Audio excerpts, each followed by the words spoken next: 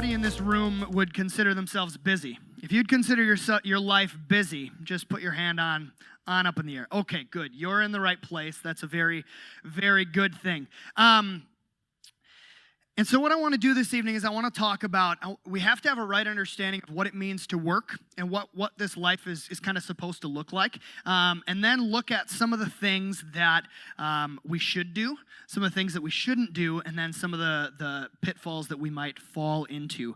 A lot of this is based off of these two books right here. One is called The Tyranny of the Urgent. This one's really small. I think it's $1.50 on Amazon. You can pick that up.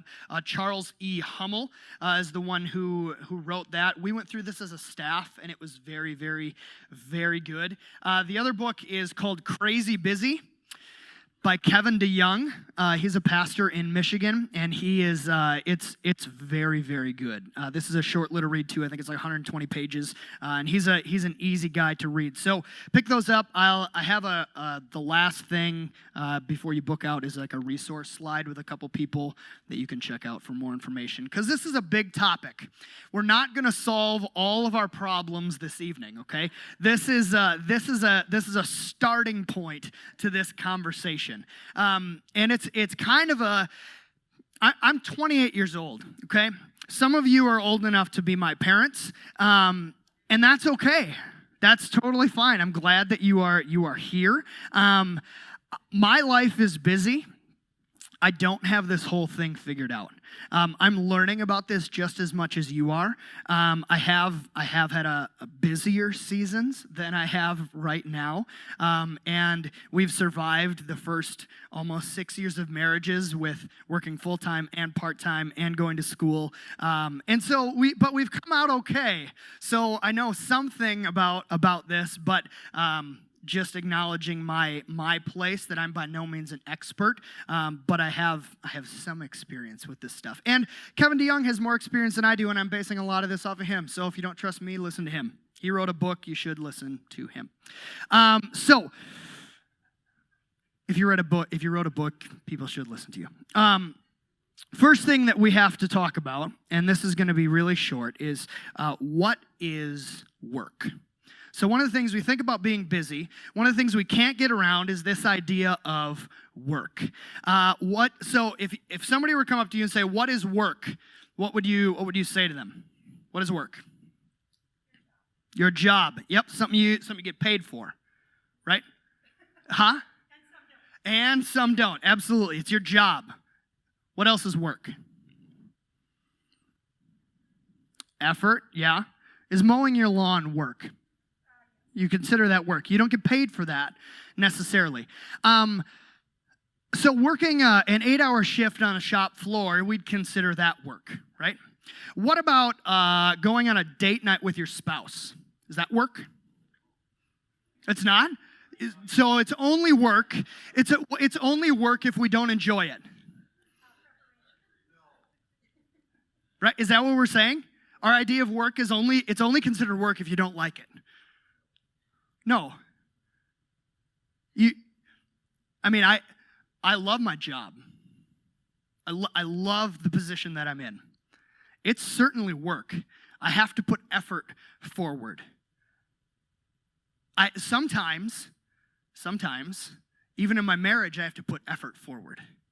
Sometimes date night is great. Sometimes we go out to dinner and we go watch a movie. And that's great, but it's still considered work, isn't it? And so but it's also just responsibility. That's also something that I'm supposed to do. And so there's this blurred line between what is work and what is responsibility. And we have to understand that in Genesis chapter 1, when God created everything, he created Adam and Eve, and where did they live? In a garden. What were they supposed to do? Take care. They were supposed to work. Was that before or after the fall? That was before the fall. So we're supposed to work.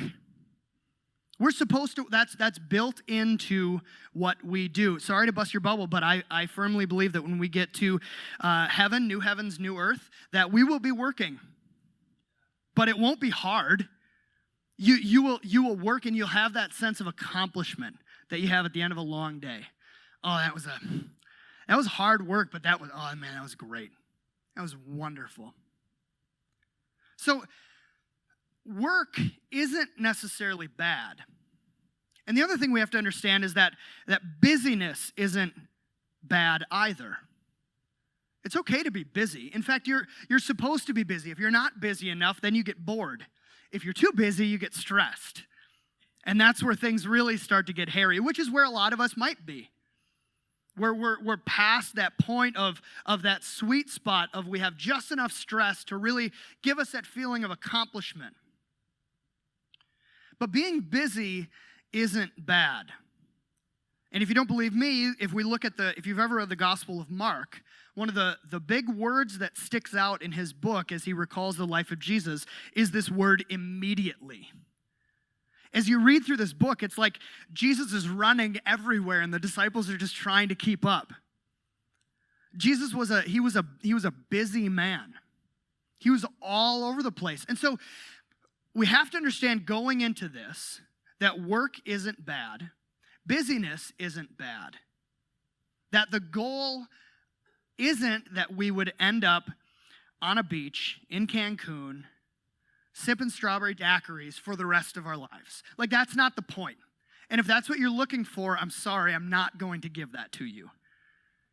But what I hope to give you is to give you this picture of what we were created for, of what biblical work is, and what that's supposed to look like. Does that make sense? Okay, so you're kind of tracking with me. So work isn't bad, busyness isn't bad. If you get past that tipping point, it certainly can become a problem, but we were created to work, to do this gardening project with God. Okay? So we have that kind of a foundation. So we understand that we're supposed to do something. Within the Christian life, that we're supposed to be doing something, not just sitting on a beach. But what exactly are we supposed to do? And what we're going to do for this is a fun little exercise. We are going to look into my life, okay? Zach, if you wanna switch this over here, we are going to use a virtual whiteboard. Hopefully this will work. And if it doesn't, here we go. Very good. Okay. So what I did, and if you don't have one of these handouts, they are in the back, and I put one of these on here for you that you can kind of fill out. I don't know, maybe you wear more than 4 hats. It's just kind of an idea to get you going with your life. But I wear these, from what I could think of, I wear these 6 primary hats. These are the categories of my life. Does that make sense? The first one you'll see on the far left is that I'm a human being. Welcome to planet Earth. I'm a Christian. I'm a husband. I'm a father. I'm an employee, and I'm a student. I'm in seminary. And so what we're going to do is this is a group activity. We're going to go through and we're going to start with this human category, and we're going to take a little bit of time. If someone were to come up to you and say, in order to be a successful, healthy human being, what are the things that you need to do? So, as an example, sleep. You need to sleep to be a productive human being, okay? What is something else that is simply by being human that we have to do in order to be healthy? Yeah. Eat, absolutely. What else we got? You can't tell me that the only thing to being human is eating and sleeping. Exercise. Okay. What else? Hygiene. Okay. Breathing. Okay. We're going to put that in, we're going to get to Christian there. Yep. What about recreation? We have to enjoy some things, right? Work, okay. Yep. What else we got? Anything else? Huh? Yeah, we'll put that in. We'll put that in the Christian one. This is just a human being, regardless of age, of religion, of any of those things. I think this seems like a pretty good list. Anybody else have anything that they desperately want to put on this list? Okay, let's move into the Christian heading here. If I were to come up to you and say, what are the things that I need to do in order to be a good Christian? What are the things I need to do? Read the Bible. Okay. Pray. Okay. Okay. Be worship.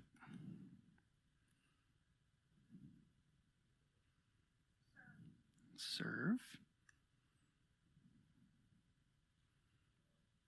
Love whom?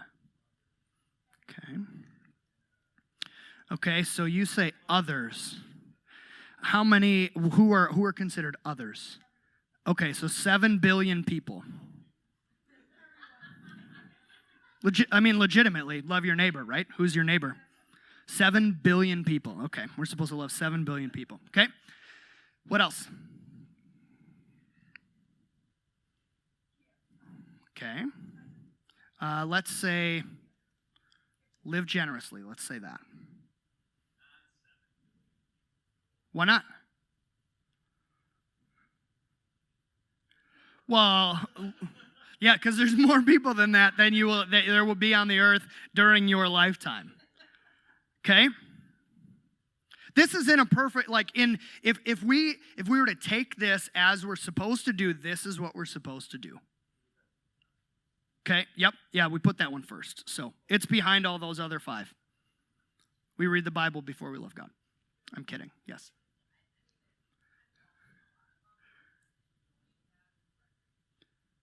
Okay.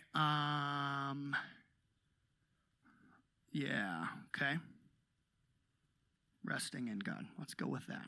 That's a good one. This is the entire summation of what it means to live the Christian life. Okay. Let's put,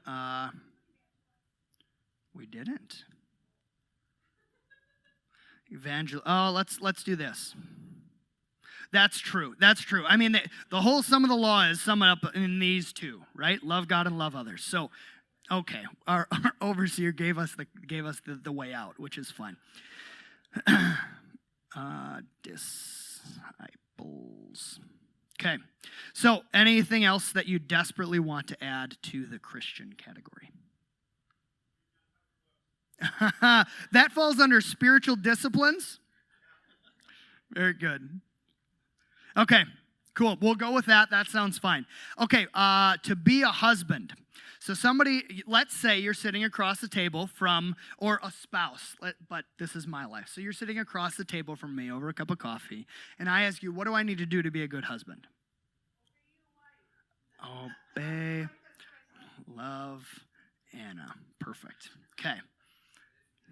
Listen, trust, provide, reproduce. I like this, God. Huh? Time? Spend time. Let's say practical advice. Weekly date night. Let's say that. Is that a good one? Okay. What else? Forgive.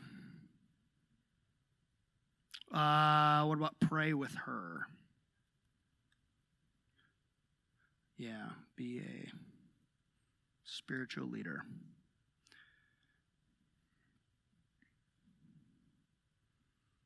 Is that about it? Yeah. What about this? Provide. Oh, do I? Oh, dang it. I just really like to provide. How's that? Is that a decent list? Okay. Father. Again, we're sitting across the coffee table, and I say, what do I need to do to be a good father? Okay. Love your kids.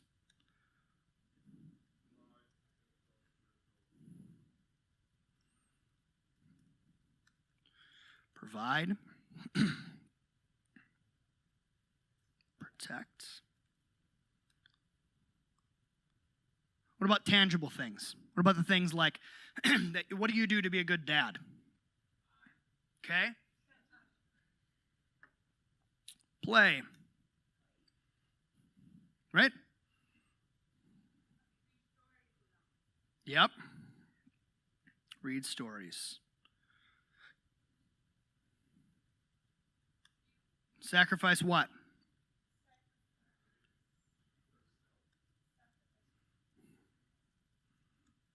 Okay. Very good. Take them to church. We'll go with that. Good. Okay. Move on. Let's go to employee. To be a good employee, what are you supposed to do? Okay. Yep. To be a good employee, you work hard. Show up on time. Communicate. Be respectful. Okay. Yep.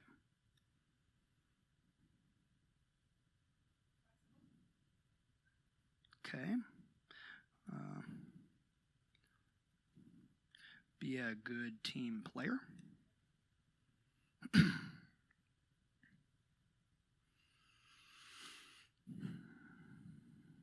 Respect your boss.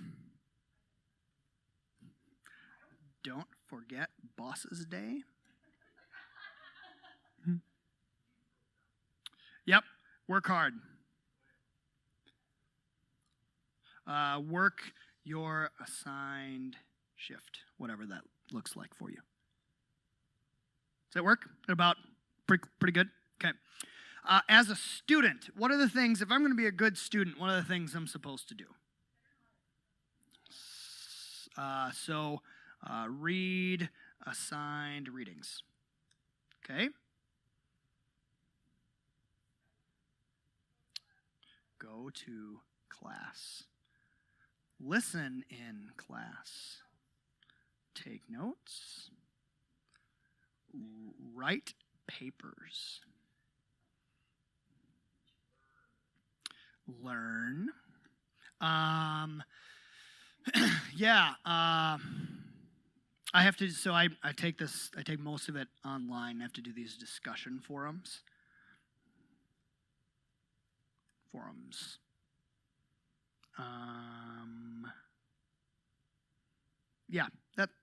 That's about it. Okay. Okay. So here's what we're gonna do. I'm really glad that we said this one. This is a good one. Okay.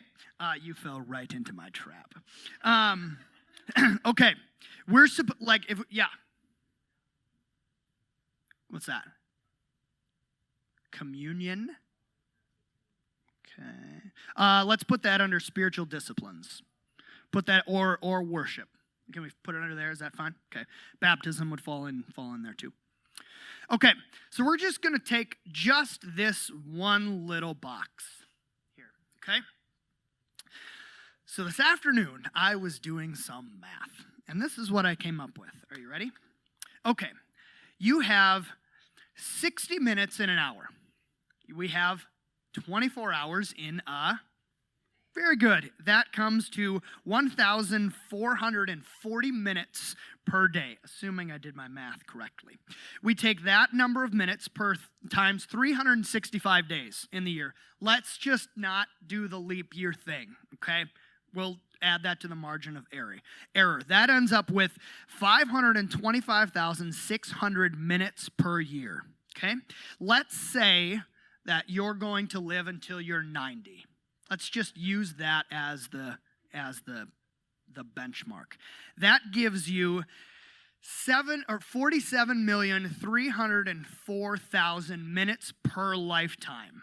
Divided by 7 billion people, that gives you 0.6 seconds per person for you to love them. Huh? Or if you do them in a group, you could do it in a group, absolutely. But this also includes the years when you're a kid, or the kids on the other end of life where do you get the point? Like, if we were to take this seriously, if we were to take this literally, there's no way for us to do that. What about in the Christian category, there was something about widows and orphans. What about sex trafficking? I didn't spell that right. There's a lot of things that we're supposed to care about. There's a lot of things that we're called to do.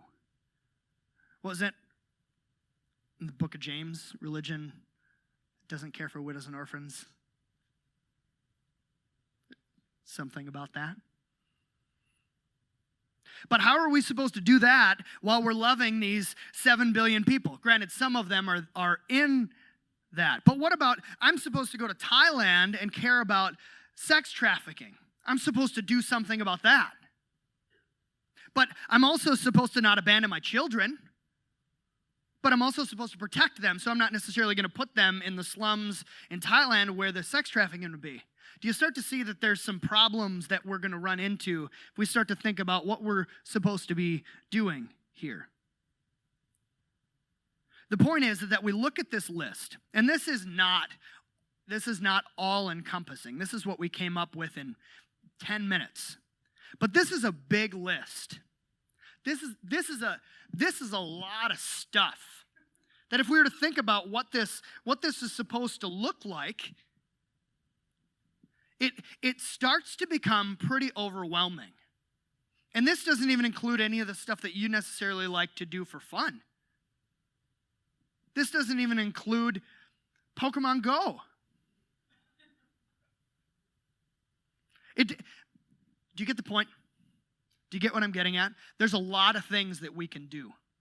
And there's a lot of things that we're told that we're supposed to do. Zach, you can switch back to the slides at this point if you want. I need somebody to look at John chapter 1, verse 20. Somebody have their Bible, they want to pull that one up. And the other person, I need one other person, 1 Corinthians 12 through 20.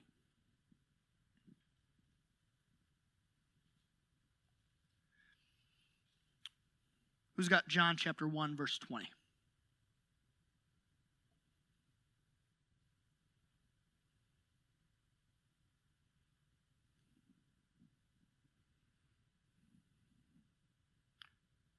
Derek. Stand up loud and proud. Say it out. Right there. That's fine. He confessed and did not deny it, but confessed, I am not the Messiah. Thank you. That's John the Baptist talking. And he says, freely, I'm not the Christ. I am not the Messiah. And that needs to be your line. I am not the Christ. I am not going to save everyone. I am not going to do everything. In fact, God, when he put on skin, he didn't even do everything. We talked about this past week. We talked about prayer and healing. And Pastor David said that there are 31 times that Jesus healed people in the New Testament. 31 out of all of the people that are in Palestine is actually a pretty small percentage. Jesus didn't do everything. He would immediately go someplace else. If Jesus didn't do everything, you certainly won't do everything. You are not the Christ. You will not save everyone. Who's got 1 Corinthians chapter 12? Randy. The human body has many parts. Many parts make up one whole body. So it is with the body of Christ. Some of us are Jews, some of us are Gentiles. Some of us are slaves and some of us are free. But we all have been baptized into one body by one Spirit. We all share the same Spirit. Yes, the body has many different parts, not just one part. If the foot says, I am not a part of the body because I am not a hand, that does not make it any less a part of the body.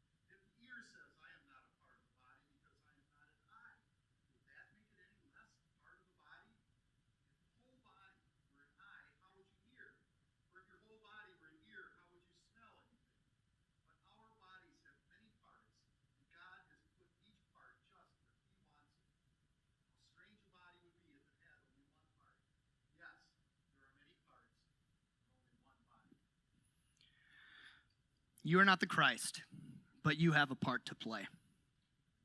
You have a role in the body of Christ. You can't do it all. You can't. You weren't designed to. You were given 24 hours in a day. If you think about it, 24, this is the really the only thing that everybody has in common. We all have exactly 24 hours in a day. You can't bank it. You can't borrow it. If you pull an all-nighter, you say, okay, I'm gonna plow through, I'm gonna finish this final. You make up for it the next couple days. We all have 24 hours in a day, and you're supposed to sleep 8 of it. You are built to sleep. You are built to sleep. You are given this small quantity of time, 24 hours in a day, and you're built to sleep.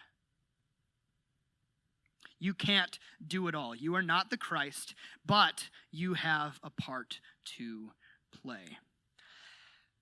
And if you're anything like me,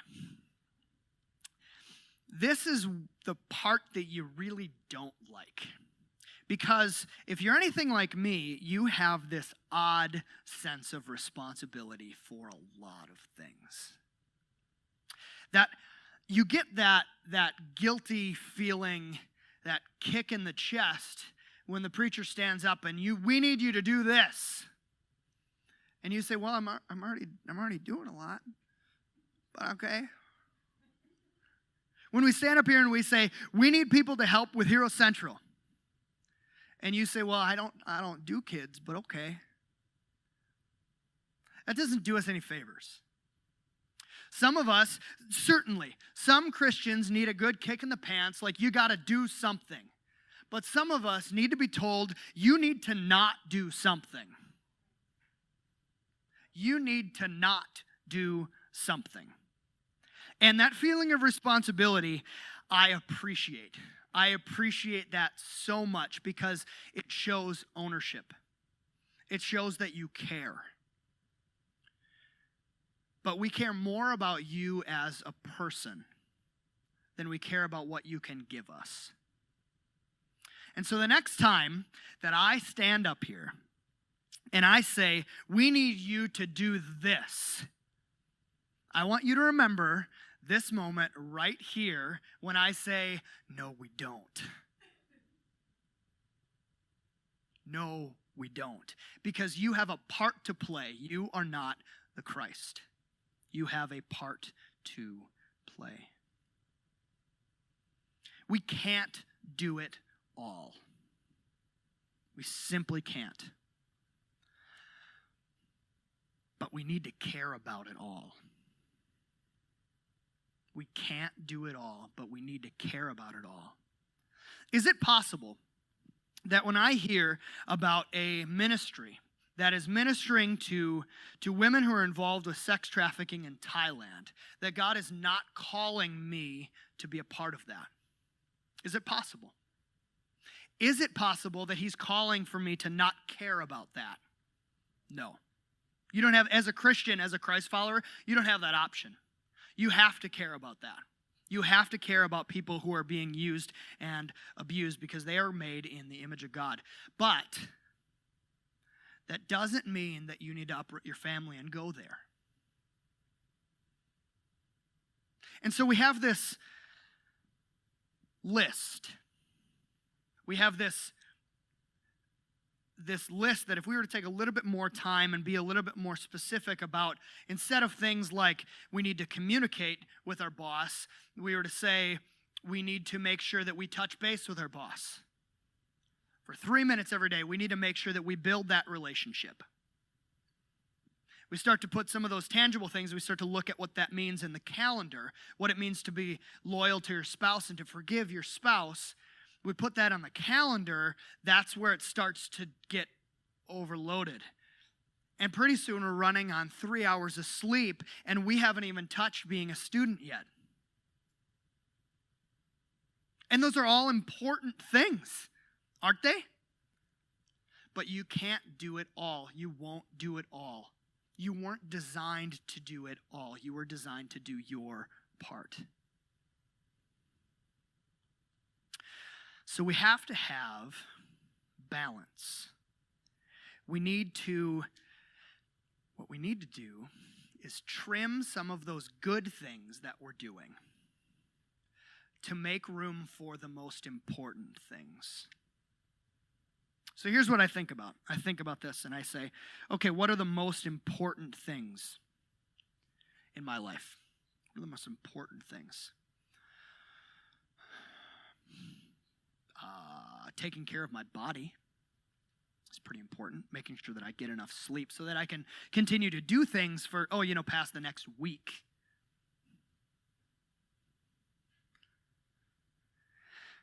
My faith is pretty important. Need to make sure I'm investing in that and doing the things that God is calling me to do. Being here this evening is an important thing, is a good thing. But a lot of people could stand up here and talk about this. What are the things that only I can do? I am the only one that can be a father to my kids.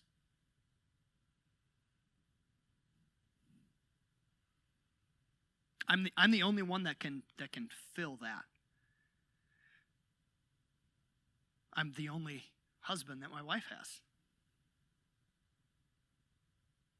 And so you start to think about some of that stuff and, okay, what's really most important? Now, I have to have a job in order to support my family. So that means that I have to do some of these other things. But I need to make sure that I'm keeping the important things.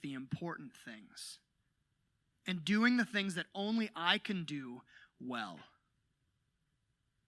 And trimming out those other good things to make room for what is most important. Have you heard this acronym? It's JOY. Have you seen this before? Jesus first, others second, yourself last. That preaches really, really well. You know what it doesn't do really well? Be practical. That's what it doesn't do really, really well. Because if you were to take this seriously, legitimately, you were to take this seriously, you would never eat. We laugh, but you wouldn't ever eat. Because eventually you get to that point where you are about to die of starvation and you take that bite of that peanut butter and jelly. And you have put yourself before all of those other people who are in the same boat that you're in. This does not work. It doesn't. It does not work. Totally impractical. So if that doesn't work, then what are we supposed to do? Maybe we're supposed to have these attitudes. Maybe we're supposed, generally speaking, Book of Philippians talks about consider other people more important than yourselves.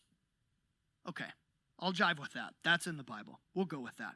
But maybe we have to look at Ecclesiastes chapter 3 as well, where it talks about how for everything there is a season. There's a time to live, there's a time to die, there's a time to reap, there's a time to harvest. You know what happens there's a time to plant and there's a time to harvest. You know what happens if you plant when you're supposed to be harvesting? You don't eat. So maybe we need to change the way we view the things that we do, and we need to see it more like spinning plates. I wish I could do that because that'd be such a good picture for you, but I can't. And I'm sorry, I don't have the time to make that happen, and it's not something I'm uniquely passionate about. But if you think about it, if I were to have these 6 plates, if I were to have these one plate for each of these things, if we can throw that back up on the screen, Zach, if you can switch back to that'd be great. Can you do that, Brian or Zach? Can you switch back to my computer?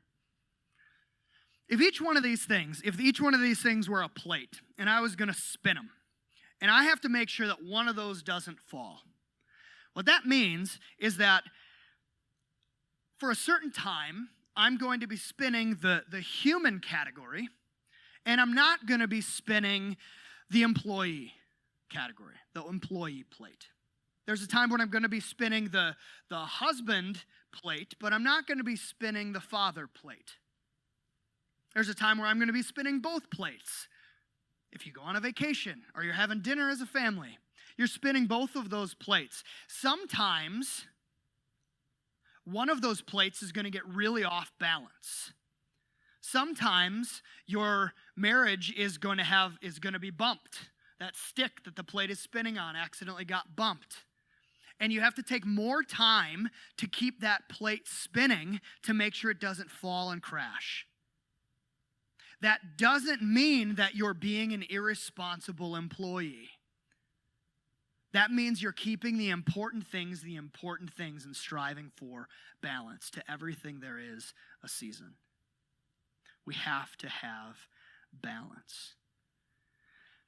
I don't know where I heard this, but I really love it. And the saying goes that it's a sin to sleep when you should be praying. But it's a sin to pray when you should be sleeping. It's a sin to sleep when you should be praying, but it's a sin to pray when you should be sleeping. Because God doesn't just care about you as a Christian, He cares about you as a person. And He has given you these different plates of responsibility. Now, this is a look at my life. I don't know what this looks like for you. I would encourage you to do this and to figure out what are those most important things in your life. And ask some of those questions about what are the things that only I can do. And trim the things that don't matter. Some of the things that, like this one. If we have in our head this idea of joy, Jesus first, others second, yourself last, sometimes we never take time to actually do that. You know what happens to people who don't do that? They burn out. And they end up sour. Don't be that guy. Seek balance. You are not the Christ. You will not save everyone. You are not the Messiah, but you have a part to play. What is that part? And that's a conversation for a separate time. So we've got our list of things after we've gone through this process, and we've gotten the things that are most important. What do we do now? Well, now we keep those plates spinning by making sure that we keep doing these things, at least for the next season. Because believe it or not, there is a time coming where I'm not going to be a student anymore, and what a glorious day that will be. And that whole category will be gone. And I'll have all this time, and then I'll have to recalibrate. I have to figure out, okay, now that I have this extra time that's not allotted for, what are the other things that I haven't been able to do that I would like to do? Maybe your kids have just left the house, and now you've got all this time. What are you going to do now? What are the things that only you can do? So, what I'd like you to do is take a couple minutes and grab this handout and kind of jot some of this stuff down. I don't want you're not going to do the whole thing right now, but just so that you remember what it is that we talked about, put some of those headings on. We're going to take like a 5-minute break. Grab some coffee, grab some water in the back. Bathrooms are through this door, and you kind of snake around if you don't know where you're going. Stand up, take a little break, and we'll call you back in like 5 minutes. Cool? All right.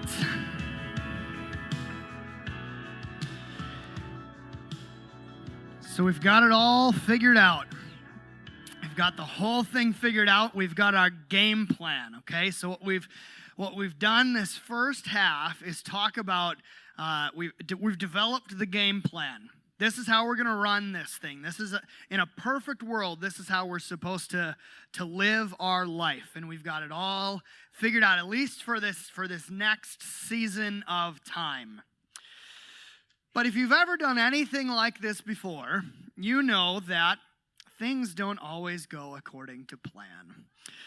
I know, it's unbelievable how this stuff happens. And as you pursue these things, as you pursue the things that are most important and the things that only you can do, and you're spinning all of those plates, sometimes you get distracted. And sometimes you don't quite take all the time you need to make sure that the plates are spinning properly, and they start to wobble a little bit. And then you get into panic mode. And you say, oh my goodness, my life is falling apart. And then you call your pastor and you say, fix it. I don't know what's happening. What I want to do for this second half is, and we're starting to run out of time, so we're going to move through this fairly quickly, is talk about two dangers that we need to wrestle with and come up with some game plans of how we're going to deal with this stuff before it becomes a problem. The first one of these is what Charles Hummel calls the tyranny of the urgent. And as we have these important things, sometimes the things that say, you have to look at me right now, take precedence. That's really the thesis of his entire thing, is that sometimes the things screaming in your face aren't actually things that are most important, but they're screaming for your attention.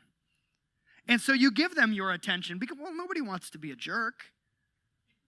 You get that call from that family member or that friend, and they say, I need to talk to you right now in the middle of your date night.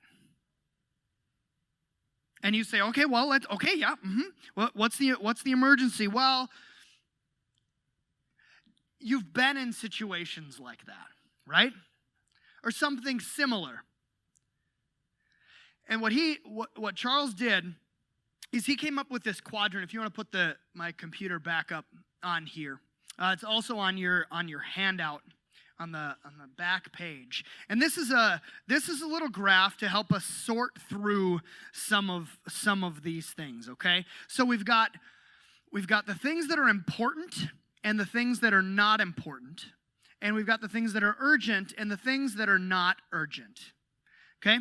And so what we're going to do is take a little bit of time, not that much time, to talk through what sorts of things might be in these categories. Okay? So what is something that might be urgent and important? A what? Sick child. Yep. Medical emergency. Absolutely. Or a crisis. If you're having a heart attack, or you see someone having a heart attack, that's both urgent and important. It's those types of things. What about as a student? What about a final? Like a big deadline? Yeah, something like that. Like a big deadline. Maybe it's for work, whatever it is. You have a big deadline that you have to meet. It's important and it's also urgent. Okay? This is quadrant 1 because these are the things, okay, you do that. If someone's having a heart attack, you drop what you're doing and you do that. Call 911. It's those types of things. Now, what about the things that are urgent but they're not important? What would be something like that?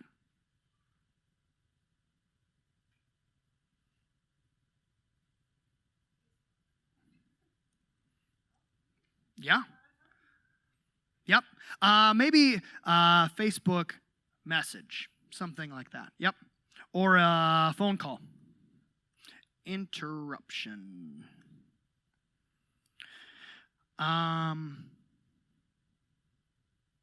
Maybe some meetings. Hey, we really need you to be a part of this right now. I'm doing stuff, but okay. So things that's not important, but they're urgent. It's those types of things, those interruptions. What about the things that are important, but they're not urgent? What would be in this category? Bow hunting. How about this? Recreation.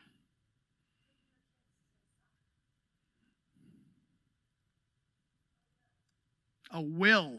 Absolutely. Last will. And is it testament?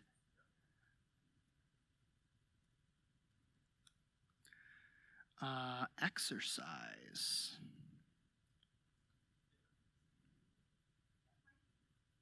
How about, you get the idea? What about the things that are both not important and not urgent?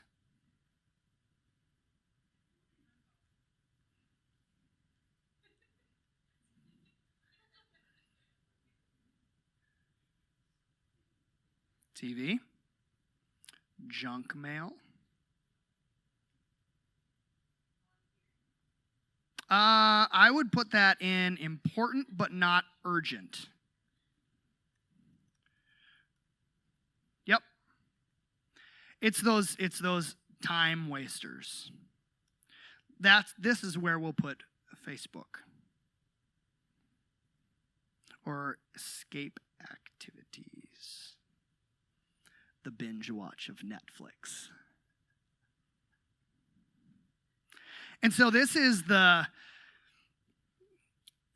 graph that he has created to help us decide what are the things that we really need to do, because we've already established the things that are in this important category.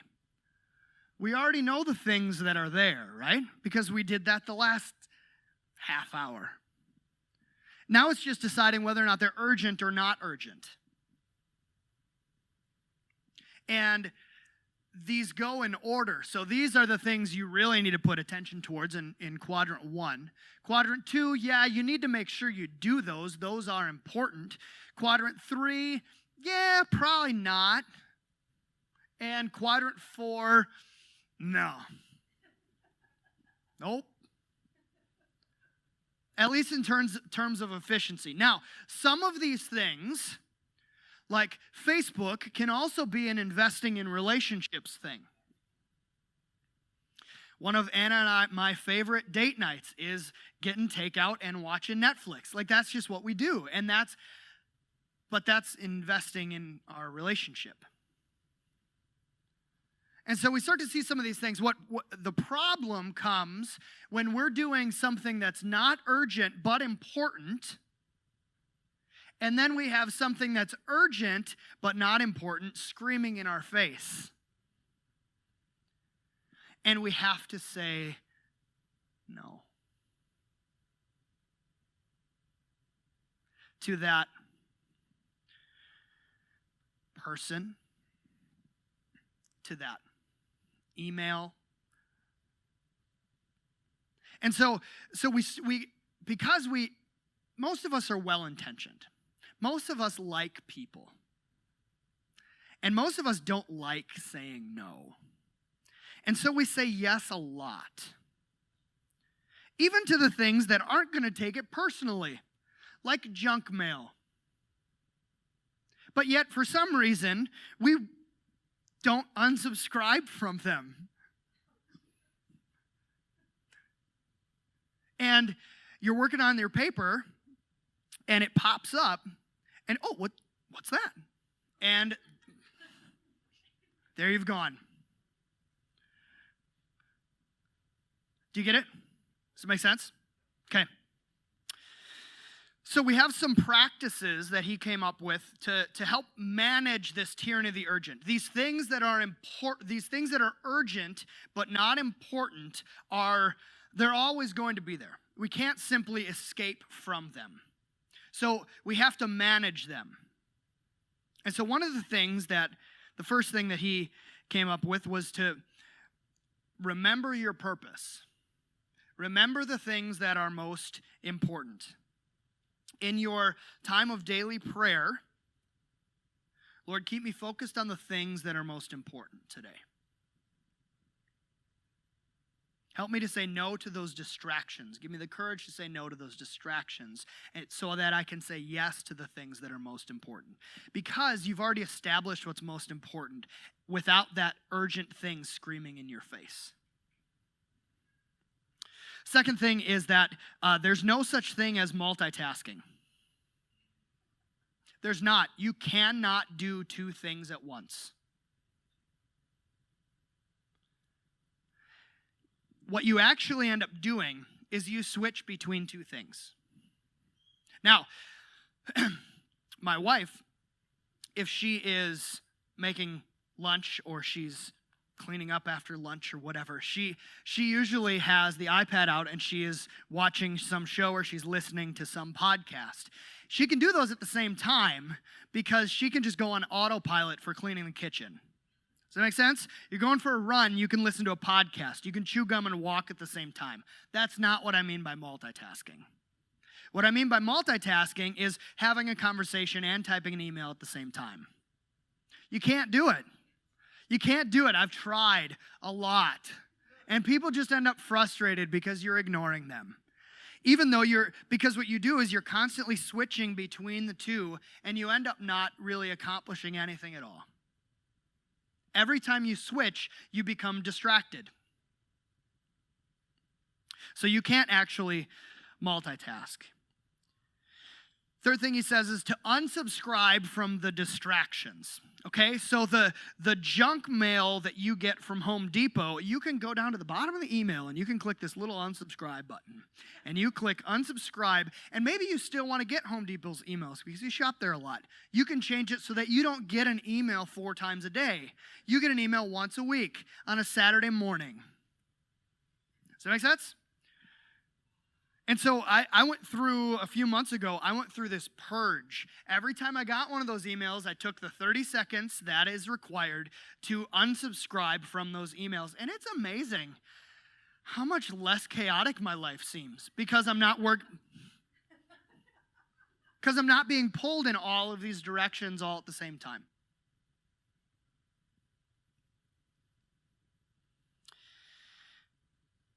The other thing I've done recently that I'm still kind of trying this out is I've removed the email notifications from my phone. Because one of the things that's interesting about email is that we have an unspoken timeline for when you can respond to an email. Somebody sends you an email. If you respond within 2 days, generally speaking, that's considered appropriate. That's totally fine. Try that with a text message, and you're going to get a very different response. Because we have this unwritten expectation that when you have this, when I send somebody a text message, that they're going to get it right away and they're going to respond as soon as they're able to. It's one of those urgent things that's maybe not quite so important. And so part of it is that we sabotage ourselves. And so maybe one of the things that we need to do is we just need to have a whole lot more grace with each other and say they're going to get back to me as soon as they're able to.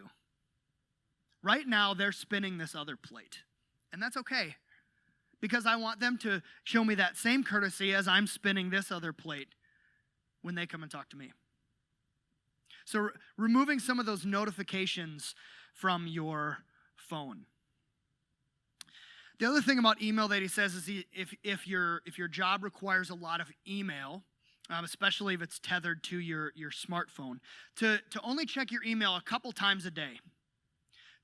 Whether it's first when you get in, right after lunch, and right before you leave, or whatever routine works best for you. Because then you have this chunk of time where you're going to deal with that then, because there's not that urgency to emails in the way that we generally interact. If it's an emergency, they're going to call you. I sent you an email. I really need you to look at it. People will get your attention. The other thing that he says is that to walk around, so that we really can only focus on one thing productively for like a half hour or 45 minutes without a change in pace. That's on the long end. There's a reason that TED Talks are only like 20 minutes long, because that's about the attention span that we can really absorb things well. So what he says is to walk around every half hour, 45 minutes. Get up, walk around, get a drink of water for 2 or 3 minutes, and then jump back into it, and you'll be significantly more productive. Don't do this as you walk around, because then all you've done is you switch from one thing to another. It's simply become a distraction. It hasn't allowed your brain time to rest. The last thing that he says, and arguably the most important, is that you need to be empowered to say no. Be empowered to say no, especially to those things that aren't important. Especially to the things that are not important and not urgent.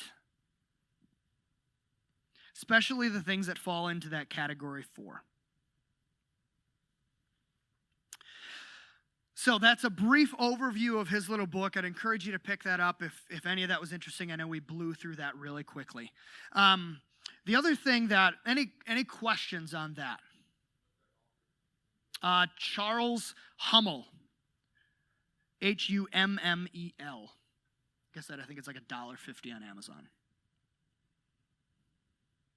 Okay. So we have this tyranny of the urgent, that things are going to constantly scream for our attention, and we have to say no, eliminate those screaming things as much as we can, following those things that he had talked about. And these are just guidelines. These are things that he's tried, that he's had people try that have been effective. This isn't scripture. It's just something to try. If it doesn't work for you, that's totally fine. The second thing, and it's tied to the first, is the hardest for me to swallow, being a millennial. It's that your screen is strangling your soul. Your screen is strangling your soul. That we waste countless numbers of hours on these devices that make us feel like we're busy all the time because we're constantly doing something. Now, technology isn't the devil. My iPhone it's a beautiful thing. It's a beautiful thing. I had to go out to Portland for school, and I was able to FaceTime with my kids every day. I was on the other side of the country, and I was able to FaceTime with them. It's a beautiful thing. We are always connected. So when our car blows a tire in the middle of winter on the highway, that we don't have to walk down that highway, that we can just call 911. Like that's a significant benefit to this piece of technology. So what I'm not going to say is that we need to throw these things to the wayside, because I don't think that's appropriate. But we need to understand that if left unchecked, they will strangle our soul. Because what's happened is that we've become addicted to being connected. Like legitimate, like addictive type behaviors. Like people get itchy. I'm not kidding. You try and sit in a room, sit in a chair for 5-10 minutes. And what's going on? That's what we do. We're addicted to being connected because we don't want to miss anything. But we can't run this pace. In a moment of confession, up until very recently, the first thing that I would do in the morning is check Facebook, Instagram, and my email. The last thing that I would do at the day, right before I went to bed, is check Facebook, Instagram, and my email. I bookended my day with it. And I'm not alone in that.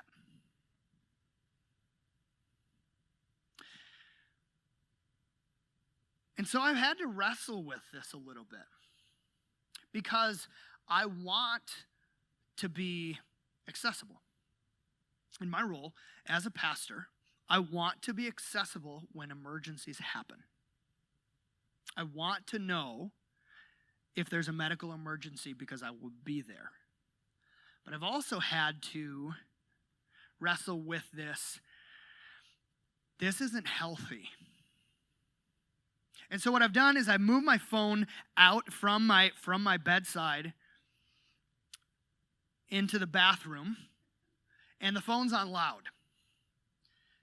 And so if you need me, it's on Do Not Disturb, but you call twice, and then it rings and it wakes me up. That was my compromise. That's what I came up with. So tell your friends, if you have an emergency and you need to get a hold of Pastor Joe, call twice in the middle of the night.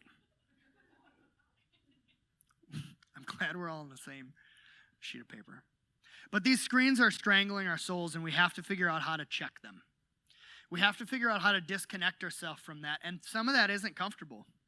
Some of that isn't comfortable, like putting it away. Because what if there's an emergency? And so you have to wrestle with some of that stuff.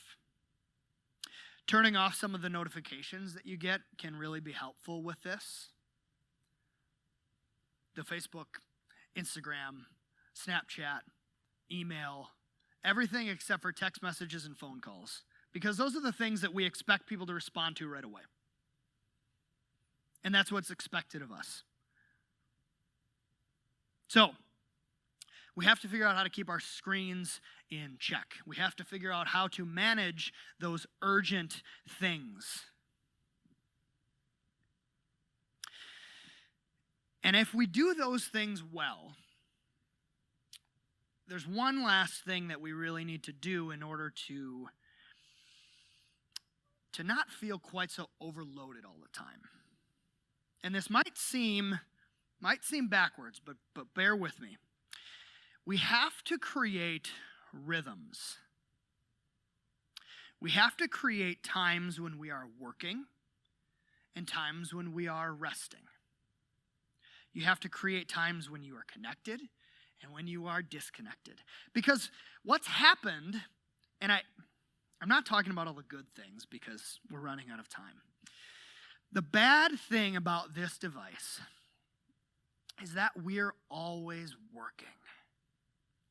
Because my email is tied to this. This is the phone number I give out on my business card. This is the place where I get text messages. This is where I get my Facebook messages. All of it comes right here. And so I go home and I leave my office. And I physically have left the office, but I haven't mentally left the office. Because I've taken it with me. And this is a unique problem that we have. Especially if you're in a salary type role. You're always working. You're never really working either. Because you're working, but you're always working. So when are you not working? And when are you actually working? And so we're never really working and we're never really resting. And so what we need to do is establish some of these rhythms of, okay, this is when I'm working. And this is when I'm done working. These are the things I'm going to accomplish while I'm working. These are the things I'm not going to accomplish when I'm working. Establishing some of those rhythms. And it might seem like we're adding something to the plate. That we're adding this schedule. But as we start to develop these routines and these rhythms, they start to actually give us a whole lot of freedom. As we subscribe to these things, as we impose these things on ourselves, not in a legalistic way, but in the same way that you wake up and you brush your teeth every morning. I don't hear people talking about how it's legalistic to get up and brush your teeth in the morning. I just don't hear that. Because it's just built into the routine. Just because it's something that you do every day doesn't mean that you're owned by it. And so we need to have these daily, weekly, monthly, yearly rhythms, where we take time to make sure that those plates are still spinning and that they're not wobbling. And we make sure that they're still spinning so they don't wobble. So you take time and you do a devotional. You take regular time with the Lord, reading scripture devotionally, praying on a daily basis. You take regular time with family, whether that's dinner time or every weekend you say Saturday mornings, that's our time. And then you take regular time away. You take regular time to rest.